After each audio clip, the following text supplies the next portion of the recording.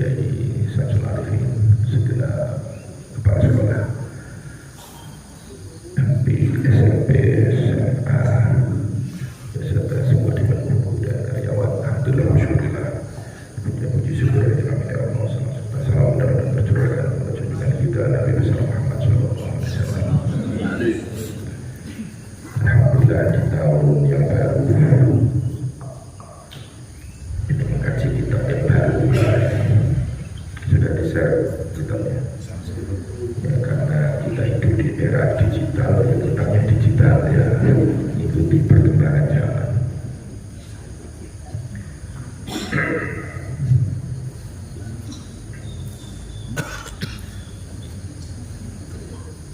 Kitab An-Nur Al-Badani jilid 1.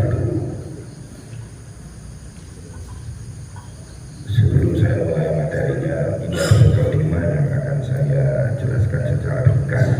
Mukadimah ini adalah latar belakang penyusunan sebuah skripsi latar belakangnya kitab ini. Jadi kitab ini sebagaimana namanya An-Nur Al-Badani itu, batu itu adalah nisbat kepada Yai Badruddin. Karena kitab ini disusun berdasarkan perintah beliau. Beliau dulu sekira tahun 2000 berapa, sudah lama ya, awal 2000-an ya, awal 2000-an itu nyuruh saya untuk nyusun kitab, akhirnya kitab Qur'atul Sholihin, mengumpul hadis-hadis gitu. Dan saya waktu itu belum ngerti buat apa. Menurut saya itu kan hasil-hasil. Mau kitab kumpulan kayak gitu itu banyak gitu. Nah, kalau saya kumpulkan lagi terus buat apa gitu. Tapi ya tetap namanya perintah, ya tetap samina wa'ata'na. Mas juga ngerti tujuannya dilakoni malu, dikumpulkan. Nah kemudian disimpan aja di komputer. Tapi ya habis itu gak pernah ditanya oleh beliau, suruh hati-hati gitu. Akhirnya saya lupa juga untuk menyampaikan. Terus kemudian sampai pada satu pengajiannya santri di waktu itu ngaji di Pondok Putri. Nah itu kitabnya baru, saya ditanya kaos kitab apa. Nah saat itulah kemudian saya bingung kitab apa ya. Saya itu termasuk orang yang gak pati seneng makna. Jadi lagi ngomong hataman kitab itu gak kuat karena kayaknya monoton, gak bosen gitu. Akhirnya ngantuk ya menurut. Akhirnya sudah, saya baru teringat ya dulu kan saya suruh nyusul kitab hadis itu. Jadi saya oh ya sudah kita ketua gitu. Hanya kemudian dicetak kitabnya yang sekarang ada di tangan dengan itu soft copy-nya gitu ya. Itu. Nah kemudian pada tahun 2016 itu awalnya ada WA, agak marak tahun 2016 itu mulai marak WA itu. Kemudian bagaimana saya menggunakan perangkat teknologi medsos itu bagaimana supaya bermanfaat gitu. Akhirnya hadis-hadis itu saya share satu hadis itu share, tapi dengan terjemah gitu saja, hadis terjemah gitu. Nah itu juga banyak masukan, maksud terjemah itu mau ya diterangkan di itu. Hanya diterangkan sedikit. Terus sampai ada salah satu yang membaca di medsos itu izin mau saya cetak, saya kumpulkan mau saya cetak. Mungkin mau kalau bermanfaat. Nah saat itulah kemudian ada pikiran bagaimana membuat kompilasi dari hadis-hadis itu.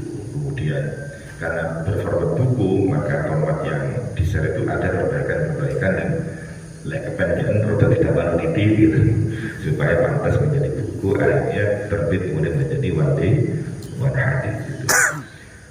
Kemudian kurang lebih ada sekitar 3 bulan ya, udah sampai sekarang 3 bulan sebelum dia wafat, saya disuruh untuk ngaji Sahih Bukhari sampai beliau itu memberikan kitabnya iki lho kita wajah gitu. Jadi ngaji Sahih Bukhari. Nah, kemudian akhirnya karena ngaji di tengah tahun, di pertengahan tahun itu kan mau merubah jadwal itu kan, ya Pak masih repot itu. Akhirnya kemudian saya paskan di Aduki, ya, di Aduki. Kemudian karena Aduki berarti alumni juga alumni, karena juga waktu itu waktu mau diadakan di masjid Pak Ustadz itu kitabnya belum punya. Ya sudah, yang penting apa namanya ngaji di sini. Nah, ini karena mepet itu kemudian akhirnya beliau wafat.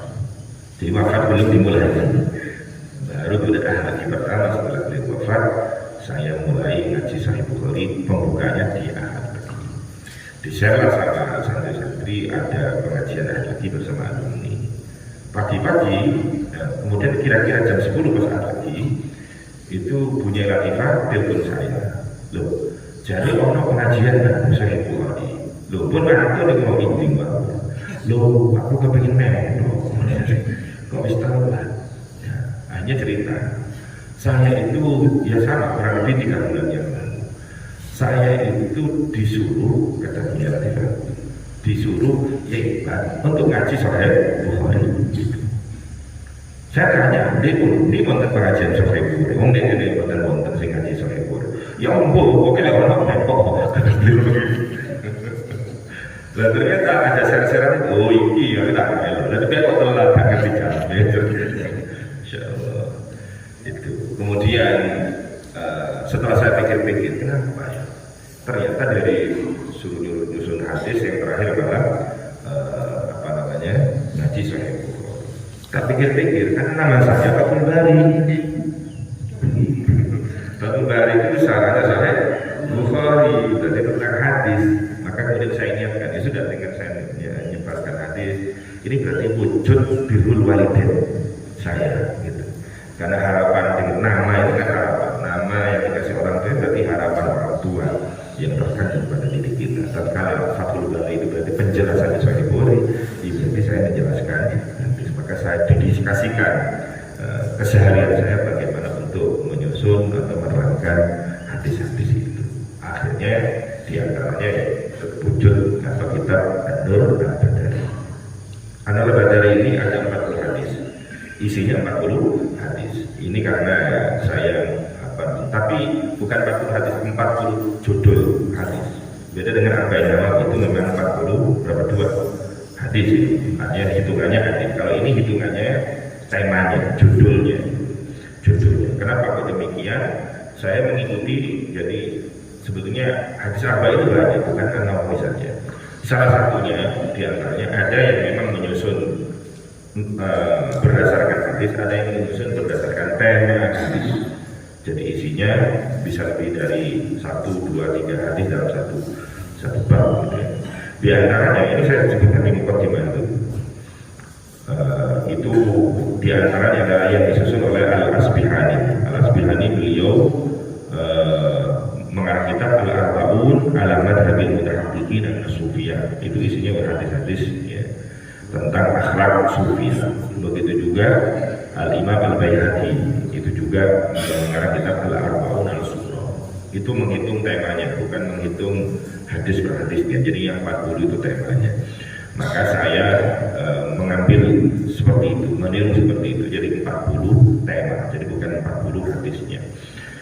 Kemudian tidak ada keharusan harus 40, harus berapa, meskipun ada hadis yang demikian ya. Tapi mempelajari hadis, mengumpulkan hadis dan itu merupakan min aqwamil qurba, itu termasuk taqarrub ila Allah, pendekatan kepada Allah yang paling besar dengan berapapun jumlahnya, apa 40, 50, 60, 70 yang penting hadisnya memang gitu ya. Nah, mempelajari hadis itu penting sekali. Dulu ini saya ceritakan tetap di mukadimah bahwa dulu ada sekelompok orang yang dia bagian daripada kaum Khawarij yang disebut dengan munkirus sunnah. Mereka yang menolak hadis itu macam-macam, ono sing palsu banget, berarti repot. Iya wis gak usah hadis-hadisan, cukup Quran saja. Satu ketika orang yang masuk kategori masuk dalam kelompok mungkin sunnah itu bertemu dengan seorang sahabat namanya Hudzaifah bin Yaman radhiyallahu taala anhu. Kemudian Hudzaifah bin Yaman ya berbicara dengannya. Kemudian dia mendebat orang-orang Khawarij mendebat. Bagaimana kamu mengatakan bahwa sunnah itu menjadi hujjah di dalam Islam? Bukankah Al-Quran itu sudah cukup? Ya. Maka kemudian Hudzaifah bin Yaman bertanya begini. Ara'aita qaulallahi ta'ala wa aqimus shalah hal tajidu fil Qur'an anna sholata dhuhri arba'ah. Jadi aku tak sampai sholat kan. Ini sholat. Dhuhur mau sholat. Kira rakaat. Empat kali apa? Aku takut saya ini di ayat Al-Quran yang menyebutkan sholat zuhur itu 4 rakaat. Karena di dalam Al-Quran cuma disebutkan wa aqimus shalah, dirikan sholat. Juknisnya itu gimana? Petunjuk teknisnya bagaimana? Kan disebutkan. Jadi aku gak bilang hadis, kok insya Allah mau sholat 4 rakaat? Kok gak dilakukan? Ditanya, sampai sholat maghrib sholat bilang rakaat, kok ngerti? Mana ayatnya, suratnya mana? Kalau sholat maghrib 3 rakaat. Itu belum lagi bisa tentang zakat, berapa persen zakat itu? Ada macam-macam apa saja zakat itu? Lihat Quran jawab terus ya Allah, zakat jawab zakat. Apa pedomannya? Maka kemudian setelah itu dia mengatakan syafaitani syafaat. Oh alhamdulillah sampai bismarah semua. Aku biar ingkar ya hadis karena gak ngerti fungsi hadis yo. Saya ini setelah sampai jelaskan seperti itu, aku sudah sadar bahwa hadis itu juga menjadi hujjah dasar hukum Islam yang perlu dipelajari. Maka mempelajari hadis, paham gak paham, itu akan mendatangkan hadilah yang luar biasa. Maka dikatakan oleh para ulama, kalau kalian ngaji hadis, gak ngerti tentang hadis itu, maka cukuplah menjadi fadilah baca sholawat. Karena di baca hadis mesti baca sholawat. Qala Nabi Muhammad sallallahu alaihi wasallam. Lalu sholawat itu sudah tidak jadi. Jadi orang nggak paham kalau ngaji hadis sallallahu alaihi wasallam baca sholawat, ya itu cukup untuk menjadi fadilah. Maka kemudian saya susun sesuai dengan perintah beliau susun dan saya pilih bab-bab yang sekiranya banyak terjadi di pesantren. Baik kebaikan maupun pelanggaran-pelanggaran sehingga ada hikmah manfaat untuk para santri. Kemudian untuk melengkapi hadis-hadis kemudian saya taruh di bawahnya itu hasyiah, catatan kaki atau catatan pinggir ya. Sekiranya yang kurang jelas itu dijelaskan sambil dari kitab-kitab syarah hadis yang mutabar. Bismillahirrahmanirrahim. An-niyatul hasanah. Al-Alqamah bin Waqqas al-Laythi yaqul sami'tu Umar bin Khattab ala mimbar qala sami'tu Rasulullah sallallahu alaihi wasallam yaqul innamal a'malu binniyat wa innamal likulli imrin ma nawa faman kanat hijratuhu ila dunya yusibuha aw imra'atin yaqluha fa hijratuhu ila ma hajara ilaihi. Diriwayatkan dari Umar bin Khattab, beliau pernah pidato di atas mimbar dan beliau meriwayatkan hadisnya baginda Nabi Muhammad SAW yang mana beliau bersabda innamal a'malu binniyat, amalan itu tergantung niatnya. Dan ternyata betul, semua amal itu tergantung niatnya. Tidak hanya amalan ibadah, amal pekerjaan pun itu tergantung niat. Wong nek niatnya tenang, dia kerjanya tenang gitu. Asal niatnya separuh-separuh ya Jadi hadis ini meskipun tentang ibadah, tentang Islam, tapi sebetulnya mencakup keseluruhan aktivitas manusia. Baginda Rasul kemudian melanjutkan, wa inna malikul imrin mana, setiap orang itu akan memperoleh apa yang ia niatkan. Maka barang siapa hijrahnya karena dunia, maka dia akan mendapatkannya. Dan barang siapa yang hijrahnya karena ingin menikahi perempuan, ya dia akan menikahinya. Maka hijrah itu sesuai dengan niatnya. Faman hijrah ila Allah wa Rasulih, fa hijrah ila Allah wa Rasulih. Berarti siapa hijrah kepada Allah dan Rasulnya, maka dia akan mendapatkan ridho dari Allah dan Rasul sallallahu alaihi wasallam. Rasul berkata demikian, bersabda demikian, ya karena nyindir orang. Saat itu orang-orang yang ikut hijrah tidak semuanya ikut Nabi.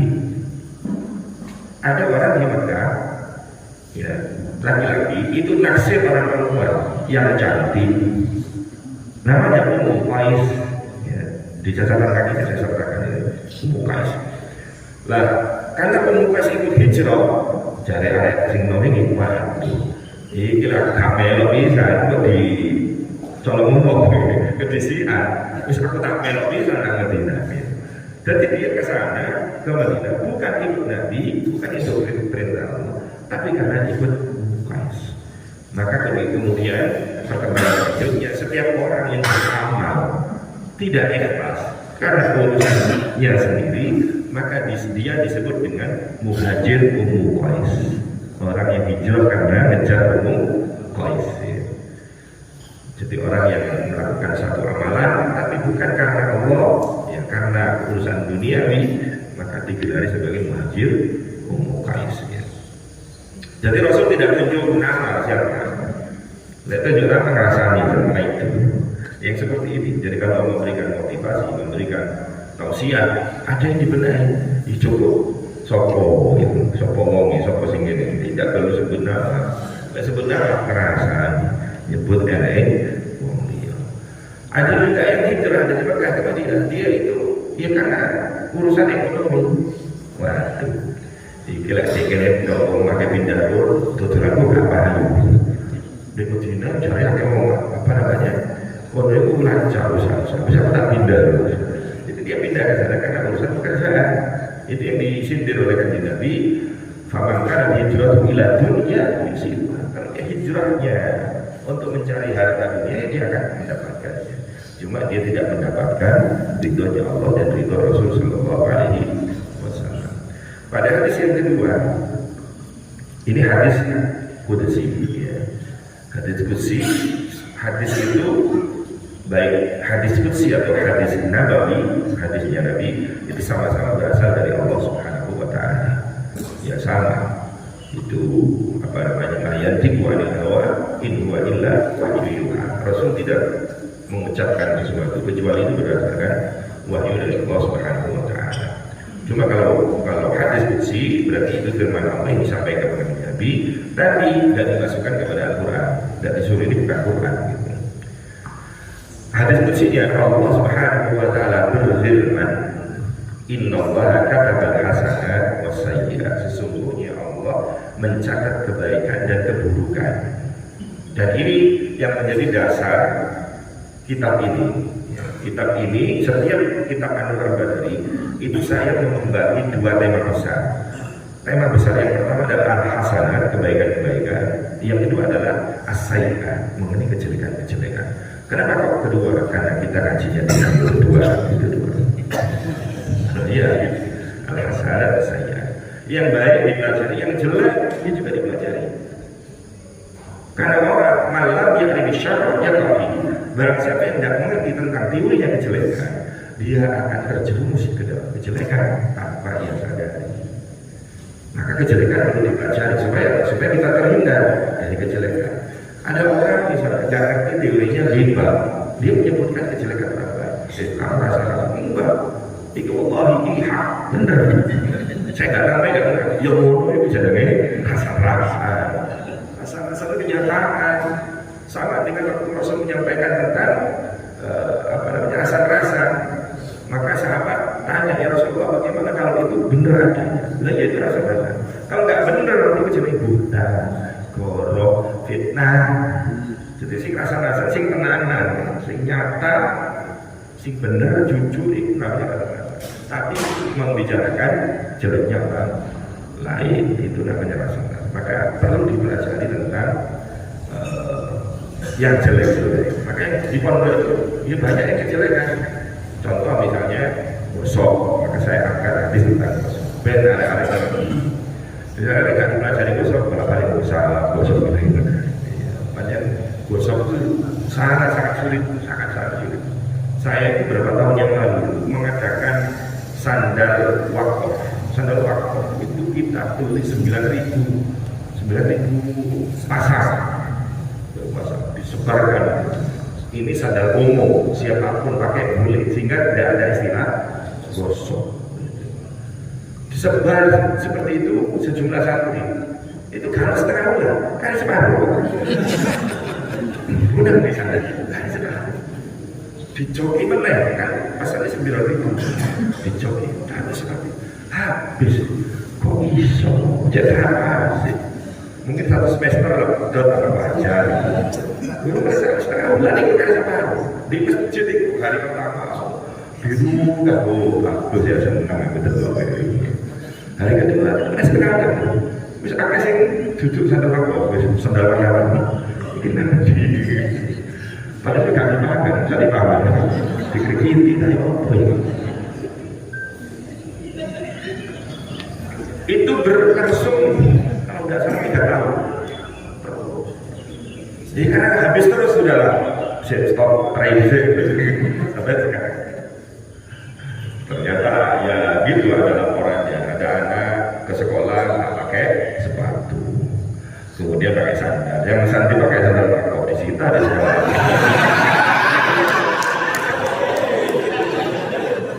Nanti kemudian dikembalikan. Tapi tidak tahu faktornya apa, kok itu hilang. Ternyata ya orang sing digaya apa-apa, masih macam-macam.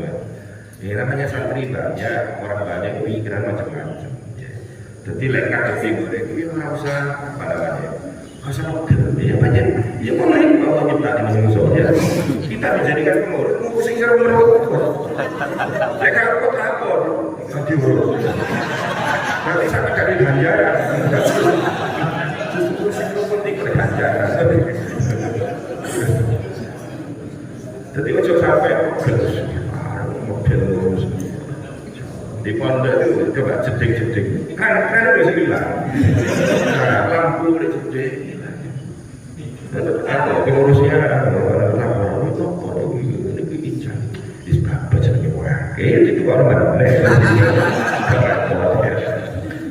wah mau sampai di jeding itu kalau ada lampu tiga itu apa aja besi lu jeding iya cara omah itu apa jeding tralis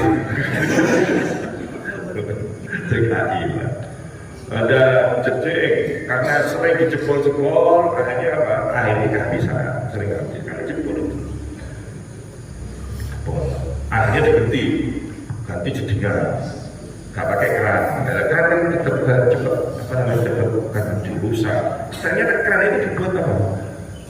Gawe merasa cara pakai jadi mari nyuci kan ini kan gak boleh buat dicandang udah keran itu betul-betul kreatif banget.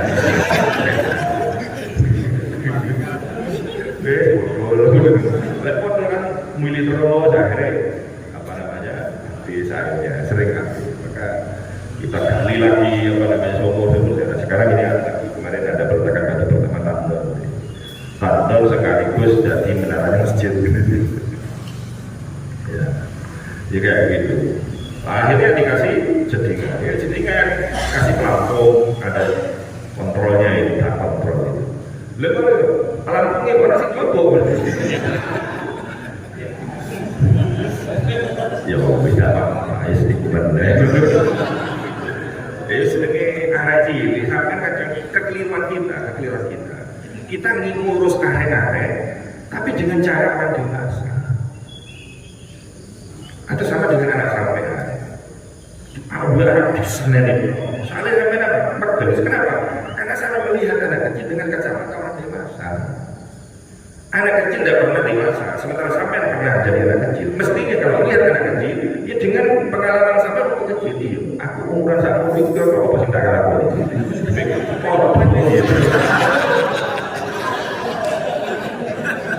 Karena buat tidak akan jatuh dari pohonnya. Ya sebenarnya dimaklum ya umur segitu lapor ya dinasehati dibimbing ya jadi anak yang seperti itu dibina ya jangan dibinasakan dibina ini sedang ada kepingin baru, kepingin apa ya, ada rasa ingin tahunya, penasarannya, keponya gitu. Maka itu gunanya ada guru, karena guru ini saya selalu nutupi, nasihati. Nah, sesungguhnya Allah mencatat kebaikan dan keburukan. Kemudian Allah menjelaskan, faman hamma bihasanatin, barang siapa yang berniat melakukan kebaikan, falam ya'mal, tapi kemudian karena satu dan lain hal dia tidak jadi melakukannya, kata Allahu lahu indahu hasanatan kamilah, maka dicatat pahalanya oleh Allah sebagai kebaikan yang sempurna. Ono wong misalnya niat kosong, ngomong niat kosong, misalnya yo sahur, mari ngono melok pengajian, lo kok ora pecel, ya sama aja. Lo mesti lihat, oleh kajian kosong lah. Lo kan duwe ilmu gak ribet. Kajiannya gak kalah. Iya. Dan saya pasal rejab, pasal rejab itu hadis yang sahih tentang pasal rejab itu adalah tentang puasa ashurul, bukan rejabnya. Jadi yang menjadi dasar yang sahih tentang puasa rejab itu adalah ikut ashurul. Nah kalau mengikut ashurul, anjing Nabi tidak boleh sum minal hurumi, berpuasa kamu di sebagian bulan-bulan hurum, ashurul, bulan yang mulia, salah satunya adalah rejab. Poso, berarti sampai poso jam itu nah diperintahkan dengan Nabi anjurkan. Tapi Allah terusannya waktu dan tinggalkan. Jadi kalau sampai nggak poso niatin apa? Melakukan perintahkan Nabi. Ya oleh jangan.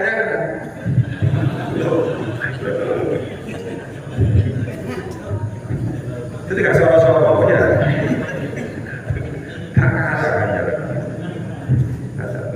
Bahkan ada hadis yang dinilai sahih juga, lito'in asyakir bimanzilatis shaim as-sabir. Orang yang makan kemudian dia bersyukur dengan makan, syukur nabi Allah, itu di sisi Allah seperti orang yang berpuasa dan dia sabar menahan lapar puasa. Mulai mengaji, tapi syukur, ya. bersyukur. Jadi makan, mari makan, syukur, alhamdulillah. Alhamdulillah sama kakak kamu sih, menang. Tapi dari sambatan, yuk tambah. Makanya kan Abu Hasan Asy'ari seorang waliullah, bahkan disetarakan dengan Syarifat dengan Jalani derajat kewaliannya. Beliau berpesan kepada santri-santri, makan yang enak, makanlah kamu yang nyaman, tidurlah di atas kasur yang empuk, pakailah pakaian yang apa namanya, yang lembut. Itu ajaran makan sungguh enak.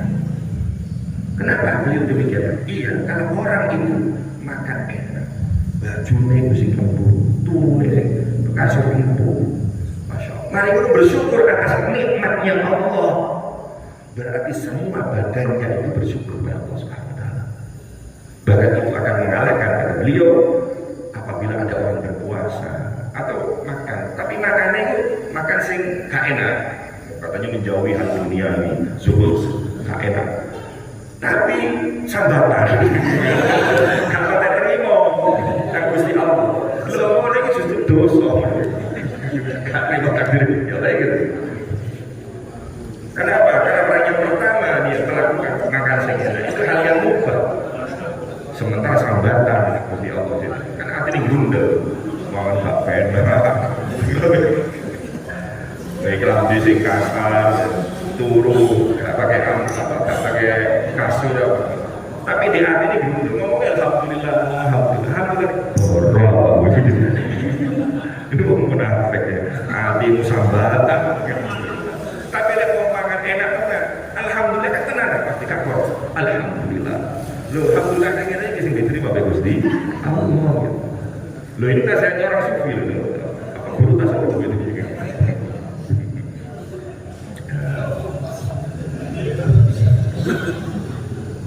Makanya ya Iqbal dulu kepada kafir-kafir itu kamalnya bos. Bos. Nggak boleh. Jadi kalau ada mau izin pada sunnah itu harus izin. Karena kamu datang ke sini untuk ngaji. Lihat kamu kosong, ya benar kosong. Lihat ngaji kan dulu. Nah, apa gunanya? Kamu datang ke sini. Kalau kosong, tak usah di pondok, di hutan itu. Tapi lihat ngaji di hutan itu kan iso. Pondok itu tempatnya ilmu ngaji. Maka kadang ada beberapa santri yang izin kepada saya, izin siap. Maka saya katakan, kalau kamu gak puasa tidak menyebabkan kamu ngantuk, gak menyebabkan kamu malas, kosong memberikan kosong kode, ya, kegiatan tetap semangat, gak apa kosong. Tapi sekiranya nyebab kosong, nyebab bakal ngantuk, budaya telat sekolah, alasan-alasan gak usah kosong. Gurung nyampe levelnya kosong, ojo kosong. Makomnya kan masih makom ngaji yo sing benar. Saya juga. Jadi orang yang berniat melakukan kebaikan kemudian tidak jadi melakukannya, maka itu sudah dicatat oleh Allah sebagai satu kebaikan. Fa'in huwa hamma biha fa'amilaha kata Allahu lahu indahu asyra hasanat ila sab'i mi'atin ila adhafin katsira. Maka barang siapa yang niat melakukan kebaikan kemudian direalisasikan kebaikan itu dicatat oleh Allah sebagai kebaikan, bahkan dilipat gandakan 10 kali sampai 700 kali, bahkan berkali-kali. Sebaliknya waman hamma bisayyi'atin, barang siapa yang berniat melakukan kejelekan falam ya'malha kemudian tidak jadi dilakukan, misalnya ada orang pencuri ya, bengi aku ada yang dipersiapkan itu apa namanya peralatan sing lengge, obeng, kuncinte dan seterusnya sudah siap.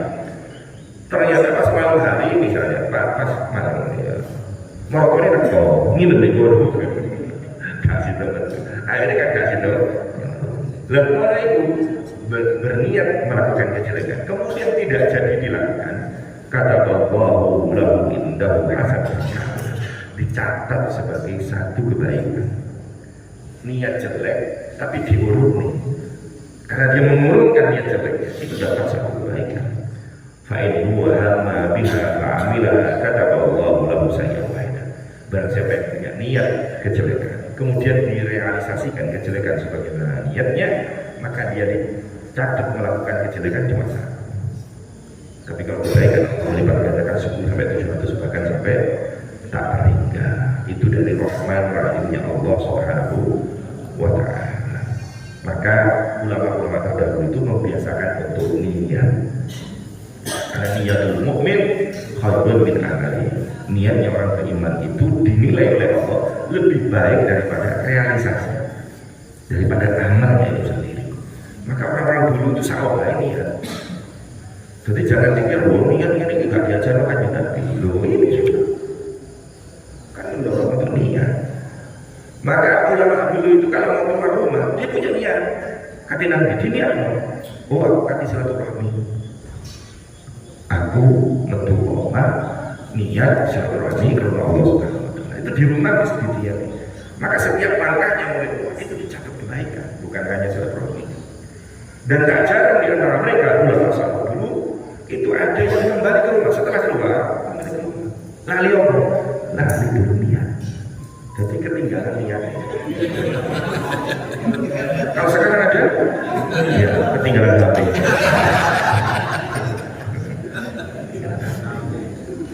Karena HP itu, masya Allah, HP itu memang dunia.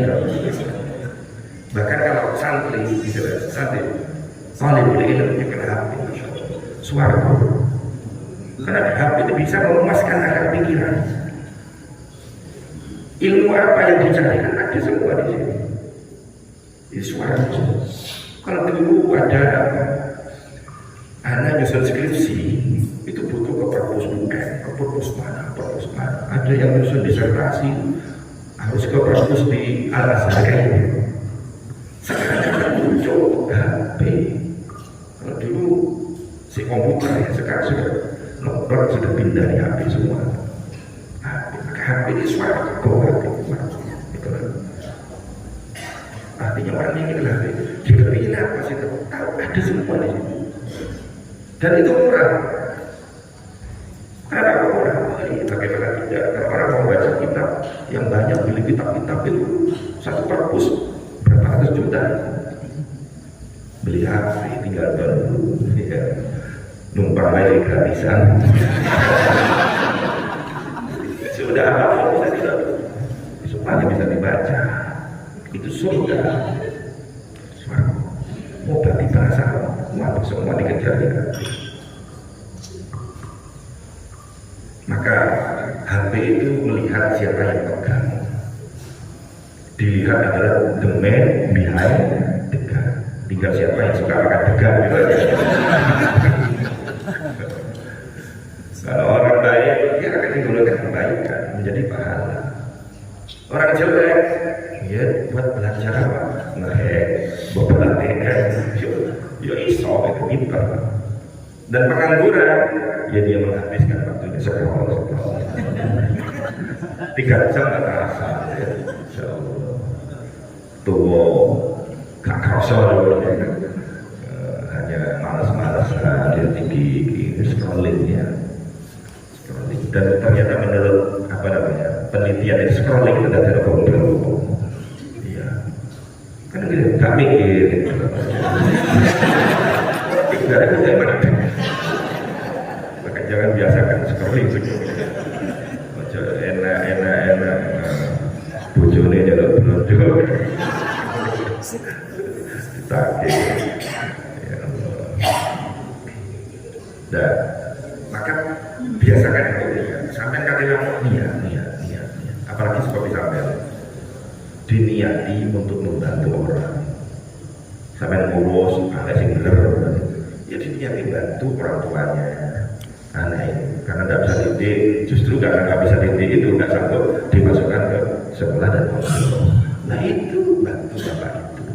Lah kalau sampai diniati seperti itu, wallahu bi'auni abdi, maka pelaku bi'auni Allah akan menolong seorang hamba selama dia menolong saudaranya atau orang lain.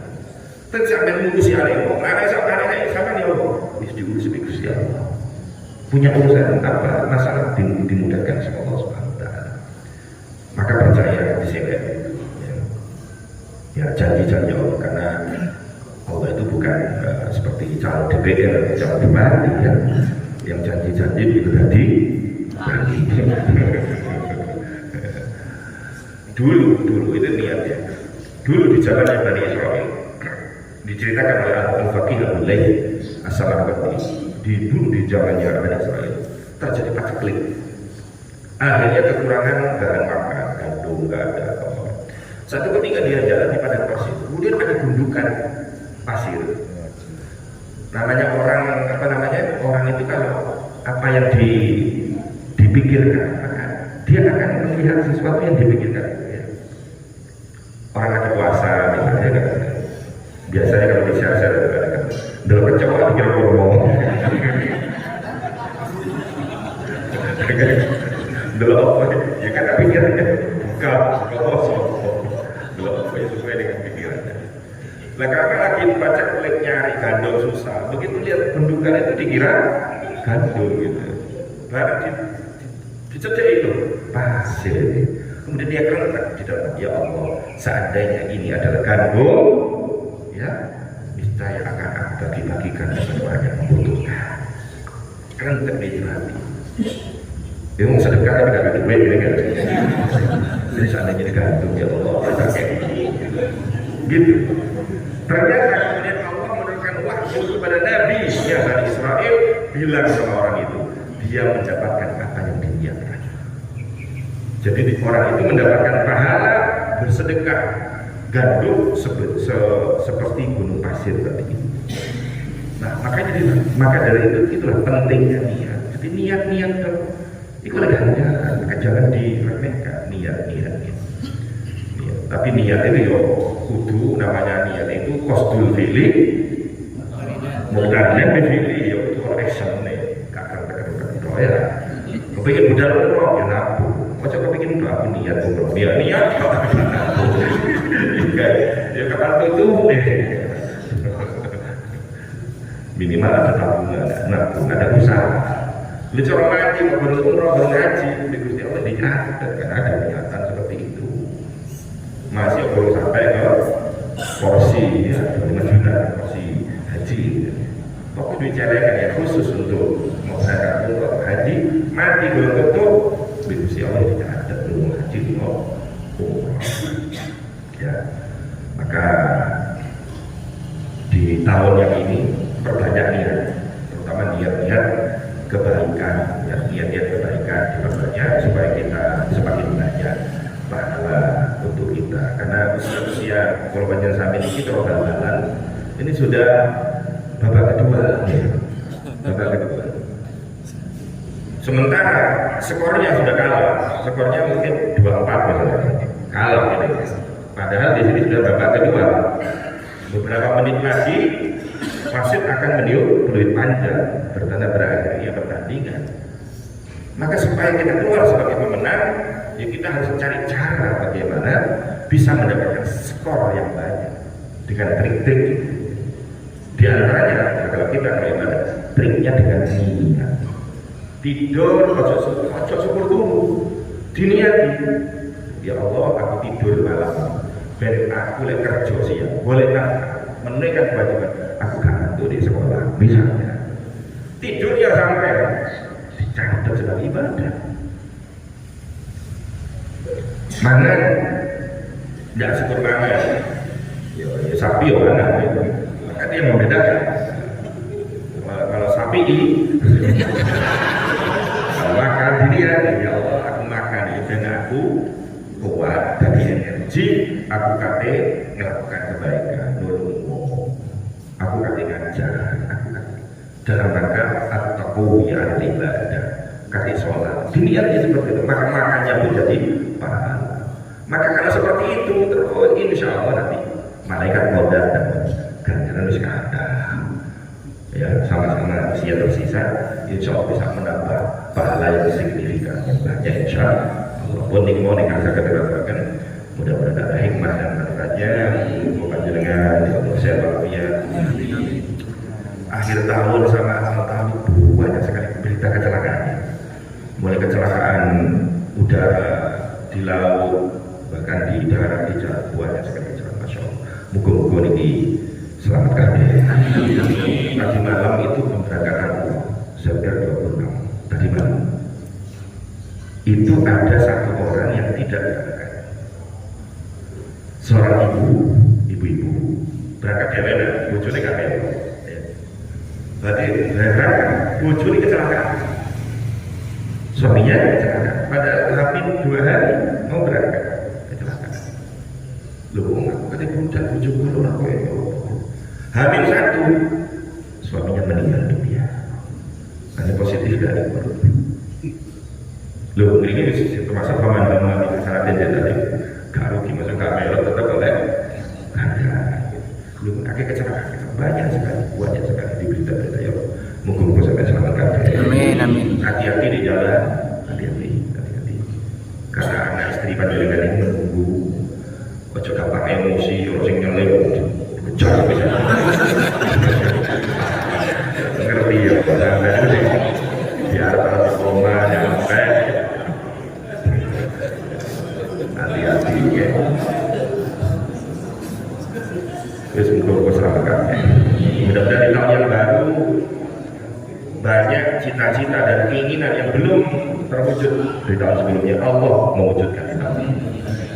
Mudah-mudahan di tahun ini sehat walafiat. Mudah-mudahan kita menjadi orang yang diridhoi oleh Allah Subhanahu wa taala. Buku-buku tahun ini SMP, SMA, MI, KB, guru di tempat sukses. Sekolahnya tempat sukses. Al-Fatihah.